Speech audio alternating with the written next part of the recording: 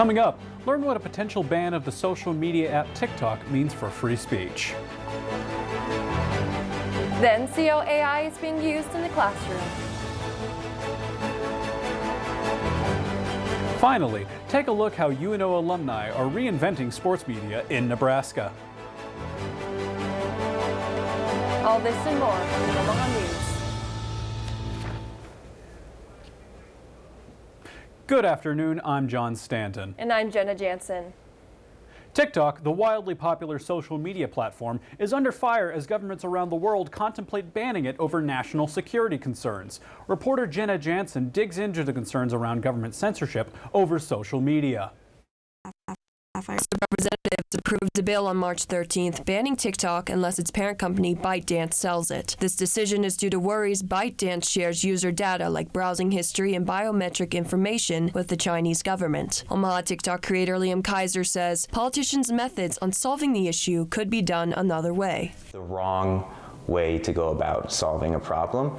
And it seems hypocritical as well when they only target one social media company for the reasons that they're targeting it. They're saying they're stealing information when you could put that on a lot of the big social media companies. So I think they go about it the wrong way and that there is a better solution. Nebraska Congressman Mike Flood voted in favor of banning TikTok, citing concerns about Chinese government influence. In a press release, Congressman Flood stated, TikTok is the Chinese Communist Party's favorite social media app for Americans. It has been used as a tool of propaganda in our country, and this narrowly tailored bill will help put an end to that.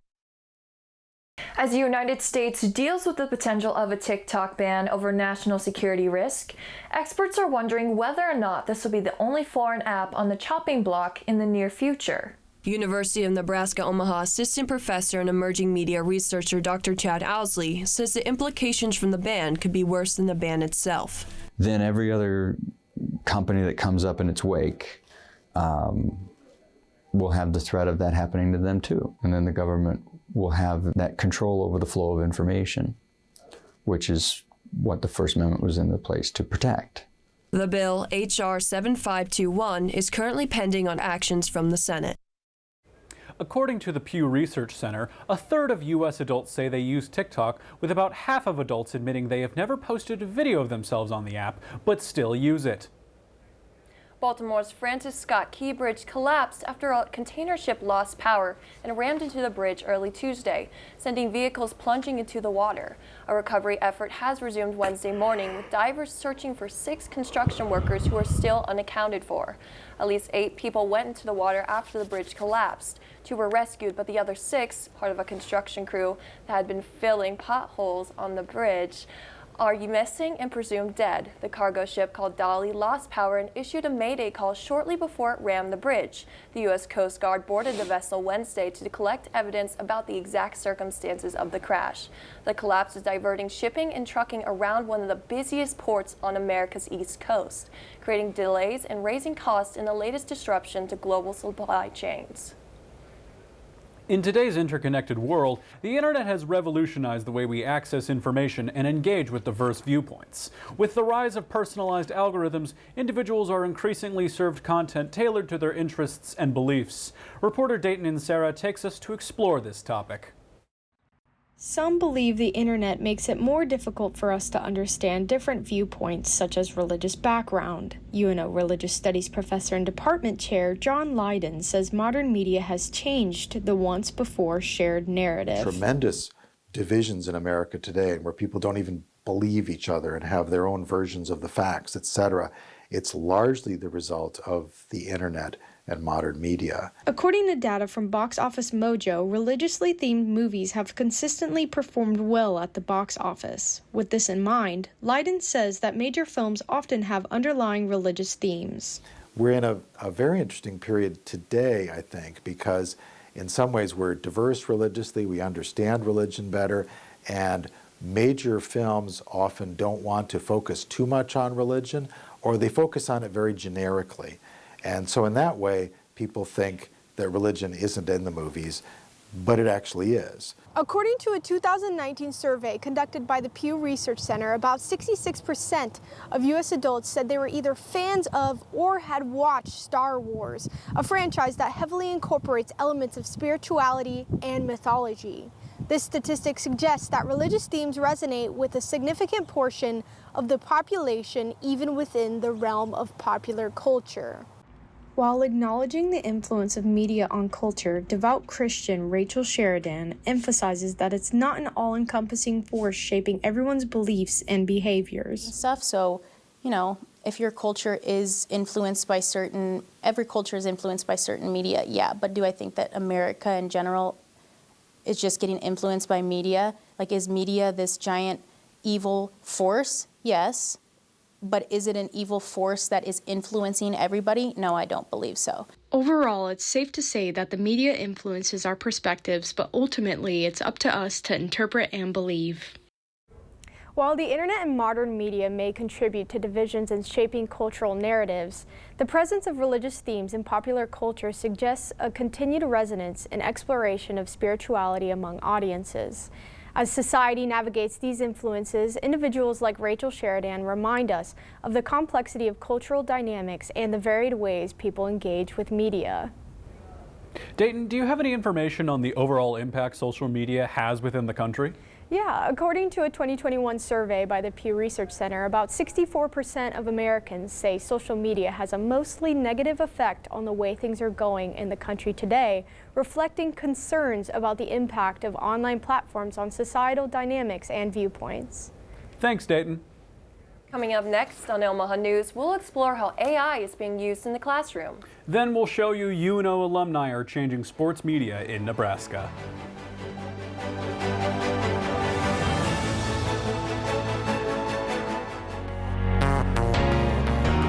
Create,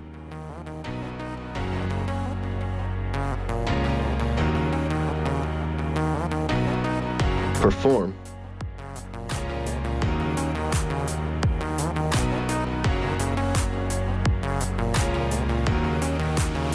communicate.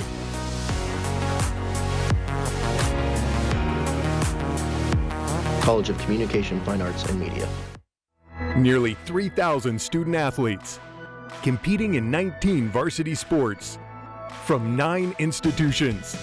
Compete for nationally ranked teams to become academic All-Americans and NCAA champions. Nearly 100,000 students and more than 800,000 alumni celebrate their schools as they rise to reach the summit. The Summit League, where tomorrow's leaders reach the summit today. The University of Nebraska at Omaha's bookstore is home to more than books. The UNO bookstore accommodates all students' needs with phone and laptop repairs at the iFix UNO station or free residence hall delivery. The bookstore, located in the Millvale Student Center, is full of Maverick merchandise. Find sweatshirts for chilly Nebraska days or cozy UNO mugs for every coffee fix. Shop anytime at unobookstore.com. We all have a story to share. And we all deserve a place here at UNO where we can share that story and for it to be really heard. We want to welcome you to a new event called Our Stories for our UNO community. We'll celebrate together April 23rd. It'll be a wonderful time at Strauss Performing Arts, and we'll see you at the event, Our Stories. We believe that what makes us unique is going to truly bring us together.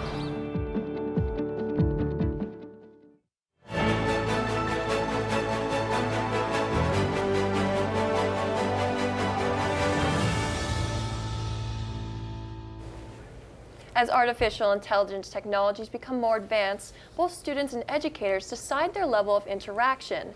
Reporter Sapphire Bennett talks to some UNO faculty members about their experience with AI. This year, professors and faculty at UNO have started to incorporate AI technologies into their teaching instead of avoiding it like they have in the past. One of these technologies, ChatGPT, is well known for its speed and accuracy in following any given written prompt. Computer science professor at UNO, Dr. Victor Winter, is very excited for the future of ChatGPT. I have learned the most that I have ever learned this last year with engaging with this stuff. Because I'm picking bigger projects, I'm coming up with better ideas, I'm getting stuck in places, it explains stuff to me, I learn things along the way. If I have learned that if I express my thoughts clearly, I get better results, I get rewarded immediately. Although it is an unclear yet very relevant topic in the education system, the university has not yet taken an official stance regarding this issue. Because I think sometimes when there is a policy, it can be really restricting then as to what we should or can do. And I think it also maybe places people in a position of continuing to more wait and see. Write me a news script. With these new AI technologies, the biggest concerns that arise are cheating and plagiarism. AI can provide students shortcuts to problems they would have had to solve for otherwise. Aside from the concerns, faculty express there are many upsides to integrating this technology into their classroom.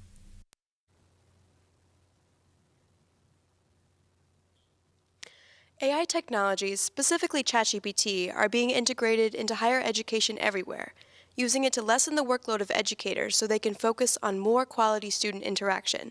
Faculty members across UNO are excited for the future of AI on campus. Back to you in the studio. Jean Stothert announced Tuesday morning that she will be running for re-election as Omaha's mayor. Stothert said she will be prioritizing public safety if she is re-elected. She wants to do this by creating a real-time operations center for policing and emergency response, a public safety headquarters, another police precinct downtown, as well as a new fire station in northwest Omaha. If re-elected, this would be Stothert's fourth term as Omaha's mayor. The upcoming mayoral election will be held in 2025. Since 2015, UNO has had its own LGBTQ+ archives on the first floor of the Chris Library. Reporter Jerome Bradford discusses why these archives are so important. UNO Director of Archives says queer and LGBT spaces are vital to college campuses. Amy Schindler says it's here that they are allowed to explore their identity and find communities. According to the Post-Secondary National Institute, 8.6% of the population, 18 years or older, identifies as gay or lesbian, 4.9% as bisexual, and 0.8% as transgender. Spaces, physical spaces, as well as organizational, right, associations, where people can say, hey, you know, you belong here. There's a place for you. Physically, emotionally, intellectually, academically, religiously, whatever it might be in our community. You know, this space is open to you as, you know, whether it's an LGBTQ or queer young person, whatever that identity might be. Recent years have seen lawmakers and politicians discuss certain books, educational tools, and spaces that should be allowed on K through 12, even college campuses. Archives and Special Collections Associate Angela Kroger says life without those queer and LGBT spaces can lead young people down a dangerous and negative path to discovering their lifestyle and community. Safe space where they can meet others like them and make friends, or do you want them to go out hunting in the parks or the bars or someplace dark and scary where they find maybe not such a safe space? These spaces help those young people share their stories and discover their community without fear of judgment. For Omaha News, I'm Jerome Bradford. The Nebraska legislature will be discussing issues presented in these archives for the remainder of the 2024 session. After the break, UNO's Student Athlete of the Week. Then we'll take a look at some influential women who helped make Omaha the city it is today. Don't go anywhere.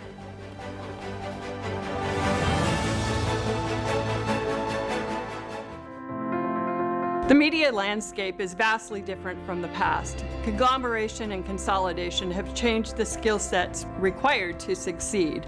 Journalists must not only know how to conduct research, interview, and write stories, but they also have to know how to shoot and edit the stories they tell.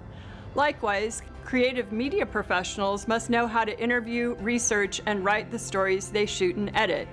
In the School of Communication, we require students to gain experience and proficiencies employers are seeking. The two hardest mediated genres to produce are live sports and newscasts. Thus, once our students are taught the basics, they are given opportunities to improve the abilities at these genres. Capstones 1 and 2 feature the culmination of skill sets. Once students produce the Omaha News, they can use it in their demo reel to show their skills. From here, students can go anywhere. I never thought I'd be standing in the clouds looking down on the ancient ruins of the Incan Empire.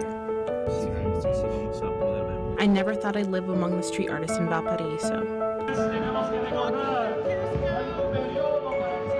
I never thought I'd make friends that would last a lifetime. Adventure's out there, and as Mavericks, it's up to us to find it. Stop thinking, start doing. Visit educationabroad.unomaha.edu.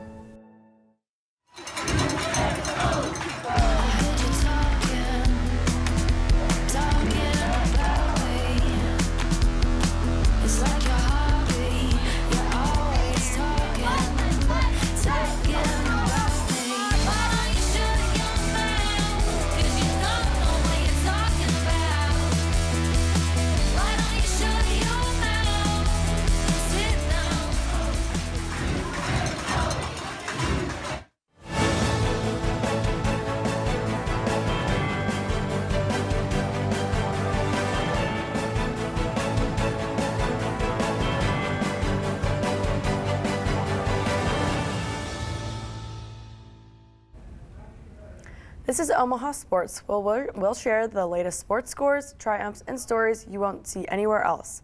Good afternoon, I'm JL Johnson. First up, a recap of this week's sports. This past weekend, Omaha welcomed fans from all around the world for college basketball's March Madness, hosted at the CHI Health Center. Nebraska still has one local team remaining that made it to the Sweet 16 in the Creighton Blue Jays. This past weekend, the Omaha hockey team played in its first ever NCHC Frozen Faceoff. On Friday night, the Mavs defeated North Dakota 6-3 in a thriller to advance to the NCHC championship. However, Saturday night did not go as smooth as the Mavs did lose 4-1 against the Denver Pioneers. In softball news, the Mavericks are on a fire as the team has won its last 14 straight games with a sweep over North Dakota State this past weekend. Omaha currently has the second longest win streak in the country and are tied for first in the Summit League standings. UNO's journalism department hopes to produce standout multimedia journalists. I caught up with two former student athletes to see where their careers took them after the UNO television studio. Hurrdat Sports is a sports marketing company out of Omaha. In 2022, Bill Hipscher, the president of Hurrdat, called Anna Bellinghausen, a UNO alumni, to discuss the idea of the Hurrdat Sports branch. Just like, hey, we have this idea of covering sports in Nebraska differently, and they wanted it to be in a digital space to kind of be the new wave of sports coverage because in Nebraska, they felt like it'd really been a lot of print and written articles, whereas the new age of social media and digital media is all about video and how can I tell a story in under a minute on social media. So Avery Howard, another UNO alumni, came on the team later in 2022 after a classmate, Bellinghausen, recommended her for the job. The friendship goes back to one of their first classes at UNO. Yeah, I met Avery Howard originally in our radio class, and I remember we went around the room and talked about our goals, and she just said sports, and I was like, whoa, like there's another woman that is involved in sports and wants to do this. And I'm like, oh my gosh, we need to be best friends. Like we need to talk to each other and figure that out. Bellinghausen and Howard were involved in Mav Radio, and they co-founded the Women in Media Club at UNO with another classmate. Howard says she credits these clubs at UNO for getting her foot in the door. I don't think I realized that this could really be a profession until I got to college and I met Anna, and she kind of had it a little bit more figured out, and I just didn't really understand how she started or like what kind of qualifications you had to have. And basically getting to know Anna and getting into some of my classes, you kind of learn that you just don't really, just have to kind of start doing. The Women in Media Club created a space for these two classmates to put in the reps. Bellinghausen said UNO was a great place to grow. Every experience, whether that be through Mav Radio or Women in Media, it's been so fun to see just the growth of myself and Avery too, and how we use what we learned in college into the real world. Obviously, there's nothing like being in it, but I think at UNO I got so many great opportunities. Bellinghausen and Howard both started their professional sports reporting careers at Hurrdat. They both agreed that the growth of the company means the world to them. We were at 4 and back in 2022, and now it's 2024 and we're up to 24 people. So it's been like a really cool growth process to watch, but it's happened pretty naturally. I think we just have seen how just the evolution of covering sports has changed pretty rapidly, and I think we kind of had to adapt to that, but it's been really cool to see our team grow pretty quickly. Bellenhausen will be seen next covering the Creighton men's basketball team and their journey through March Madness, while Howard will follow along the UNO hockey team as they compete at the Sioux Falls in the NCAA tournament. This week's Athlete of the Week goes to sophomore Macarena Garcia, a Spanish native on the Omaha women's golf team. Reporter Lillian T. Meyer reports on Garcia coming to America from Spain and how her college experience has been so far being an international student athlete.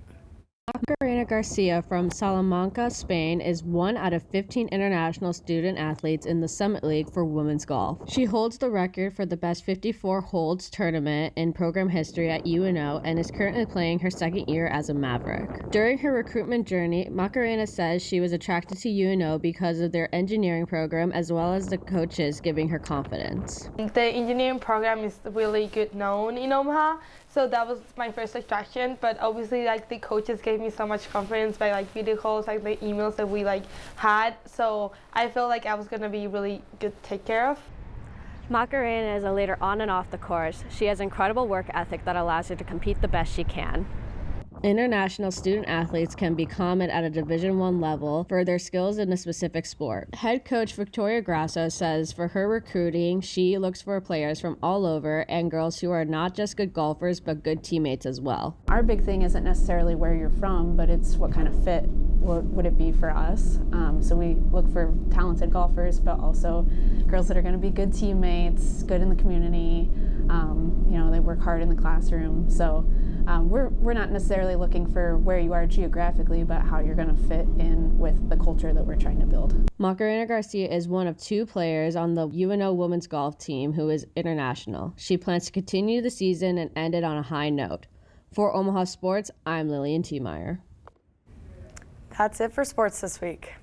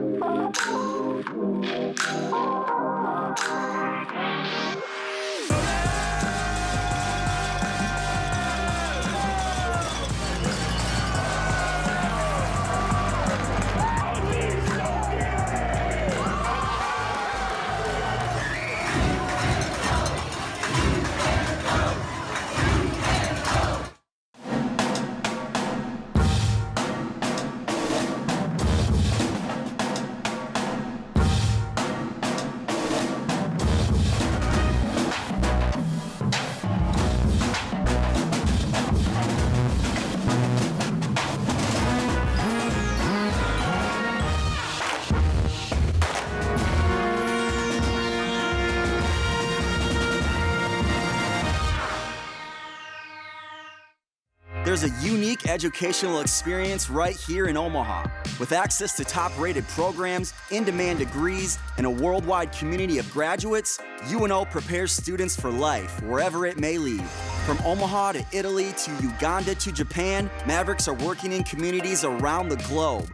So where will a degree from UNO take you? UNO, access to exceptional, access to the world. Learn more at unomaha.edu.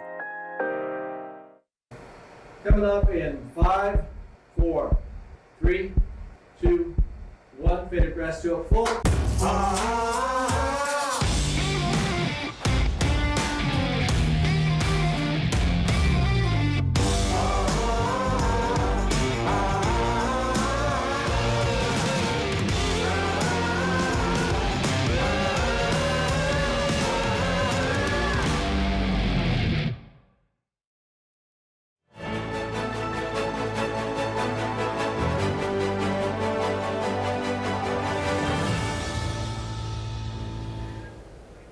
This year marks the 36th Women's History Month. Reporter Peyton Hollubeck follows some of Omaha's most historical women.